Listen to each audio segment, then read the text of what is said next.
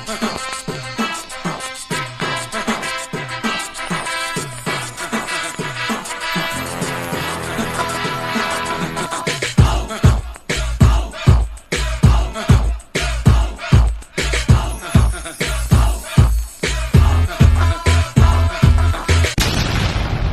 you not entertained? Are you not entertained? I'm focused 100% on the fight Saturday, and that's it. Just want to ask you finally as well, how close was the Jake Paul fight? It was really intriguing. You're obviously a legend, a pound for pound great in boxing. How close were you to that fight? It's just we have an agreement to the promoters go and sell it the fight and everything, but I know not that close. Peace, everybody. Sweet Science Boxing Academy. Be back with another video. All right, man. So that was Canelo Alvarez doing an interview promoting his fight that he got coming this coming weekend with William Scar for undisputed, trying to become two-time undisputed super middleweight champion of the world.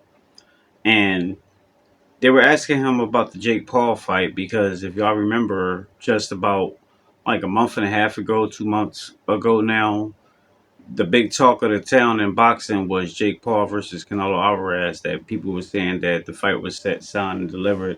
And I've made a few videos talking about it because Jake Paul, he came out and he said that the fight was finalized. But then when Turkey promised Canelo a fourth fight out of his 3-fight deal, he wanted an extra fight. He gave it to him.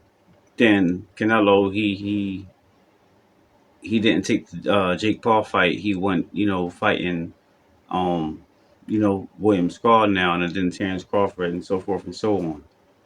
But this is what Jake Paul was saying. But now, according to Canelo Alvarez, he's saying that it wasn't close. He said that the promoters and everything was talking. There was a verbal agreement, but nothing was really signed. So what was all that stuff that Jake Paul was showing online and they was showing like documents and everything?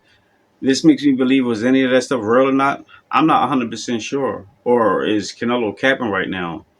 I don't know. But what I do know right now is Canelo ain't worrying about Jake Paul right now because Canelo about to be fighting William Scar, and then he got to fight Terrence Crawford if he beat Scar, because now Scar talking about he about to spoil you them whole Crawford plans.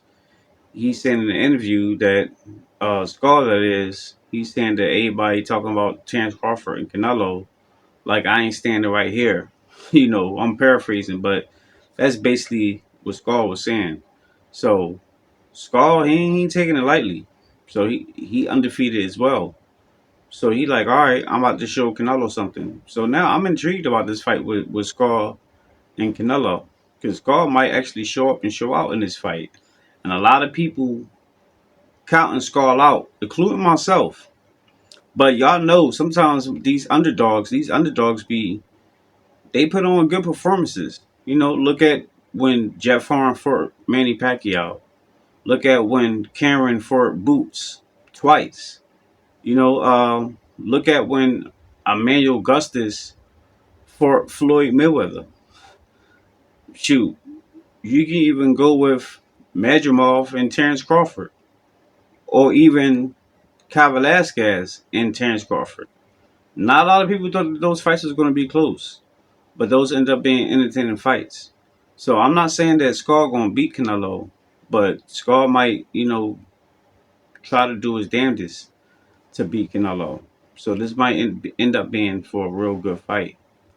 But with all that being said, I think Canelo going to win, and he going to go into that Terrence Crawford fight undisputed, so Crawford can try to take his undisputed titles. But Canelo said that the fight with him and Jake wasn't really that close. It was talks. It could have been close.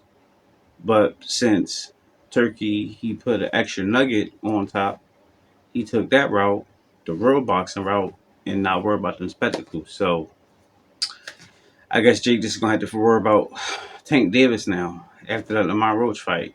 So I guess we're going to see what's going to happen with that. So it is what it is.